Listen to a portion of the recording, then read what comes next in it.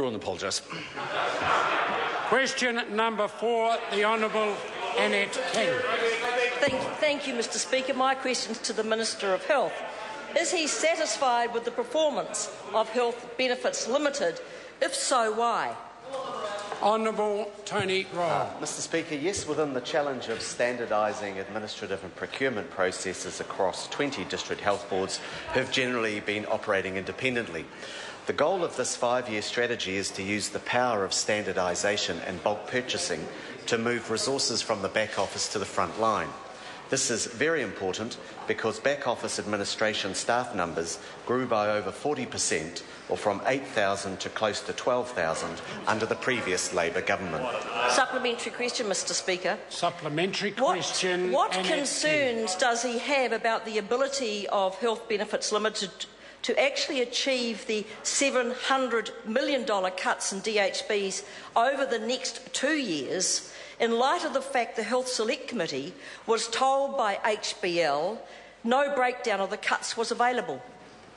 Honourable Tony Ryall. Mr Speaker, I'm very confident that they're going to be able to meet the achievements set out in their state-owned enterprise statement of intent. I would have to say that the member is quite wrong to characterise these as cuts, because these are actually savings from procurement activities. So, for example, moving to one bank nationally, bringing the DHB's overnight bank accounts together, has saved $4 million, which goes straight back into frontline services for patients. Now, that's not a cut, that's a saving. Supplementary question, Mr Speaker. Has he seen... Supplementary question, just wait, the Honourable... Mr Joyce, just wait. Order.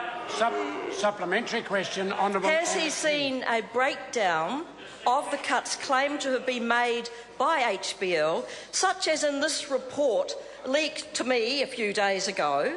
And if he has seen such information, can he give an assurance that the $2 million that has been cut from wound care is not affecting the recovery of patients?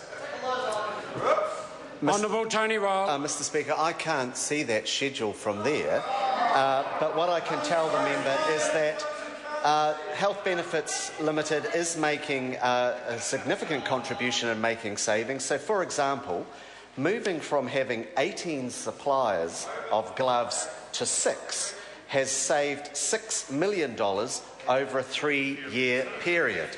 Similarly, through better negotiations of the insurance arrangements, HBL has contributed to savings of almost $7 million in the insurance costs for district health boards. When you've inherited a situation where bureaucracy has grown 40%... Thank you, Mr Speaker. That answer's now getting quite long enough. Point of order, Mr Speaker. Point of order, the Honourable Annette King. To assist the Minister, I seek leave to table the leaked report I have of all the cuts that have been made, because the Minister obviously hasn't seen them. That's enough of a description, described well in the supplementary. Leave is sought to table that particular document. Is there any objection? There is objection. Bad luck, Tony. Bad luck, Tony. Order. Supplementary question, Mr Honourable Speaker. Annette King. Why was this information denied to the Select Committee, and what is there to hide? Or is there concern already that the $1.1 million that's been cut from children's oral health is adversely affecting their dental care? Honourable Tony Ryall. Mr Speaker, I'd have to check the veracity of the member's information, because my experience is that the numbers are often amended by the member. I apologise to the member. Mr Speaker, I sought leave to table the very report I based this on. Order. I want to know what the point of order is. My point of order is the Minister is challenging my word based on something I've taken from a report, and I was not... The Minister said he'd have to seek validation of your words. Or where's that effect? Mr Speaker. Honourable Tony Ryall. Mr Speaker, I know that over the last 4 months the member has submitted over 400 Official Information Act requests to district health boards, so I'm unable to comment on every single one of them. But what I can say is that Point of order. Sorry, Mr Speaker, but my question was nothing about how many official information requests that I had sent to DHBs. I asked why this information was not available to the Select Committee. The difficulty we've now got is I can hardly remember the question because we've had 2 points of order. So what we'll do to try and tidy it up is we'll get the member to ask the question again and we'll get the Minister to attempt to answer it. Thank you, Mr Speaker. Why was this information denied to the Select Committee? What is there to hide? Or is there concern that the $1.1 million already cut from children's oral health is adversely affecting their dental care? Honourable Tony Ryall, any of three supplementary questions? Mr Speaker, I think there's been a remarkable amount of information put out about Health Benefits Ltd. I would have to check the detail of what that member has. It may be like her response to the Timaru District Health Board's numbers where in an OIA the figures were amended and the member hasn't explained why she did that yet. But what I do know is that Health Benefits is making considerable savings which are being delivered to patient care. For example, they've made savings of $1.5 million a year. Mr Speaker, the Minister has strayed a long way from the original question, and I think it's probably time to move to the next question. Order. On this occasion, the member's not correct. The Honourable Annette King asked 3 questions. Why was the information denied to the Select Committee? The second question, what is there to hide? And that is the one the Minister's spending some time answering. The third question was then something about oral questions. Members risk getting a confused answer that won't be to their satisfaction when they ask a supplementary question that actually has 3 parts to it. Thank you, Mr Speaker.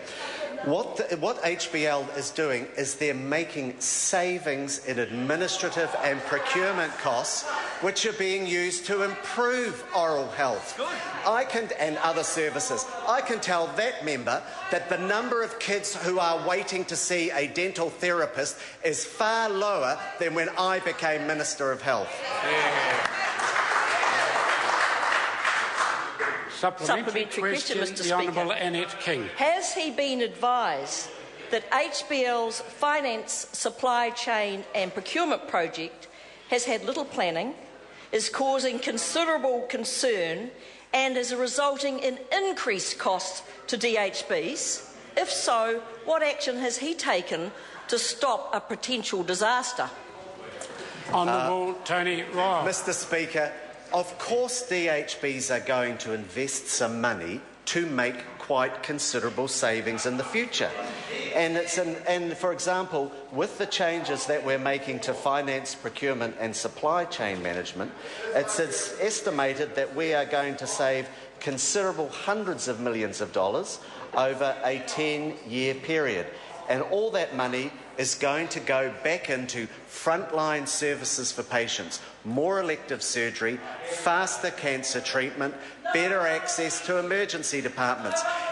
We simply can't carry on as Labor did with a 40% increase in back office staff. That answer now is quite long enough. Question number 5, Nikki Wagner. Thank you, Mr Speaker. To the Minister of Canterbury Earthquake Recovery, what recent progress has been made on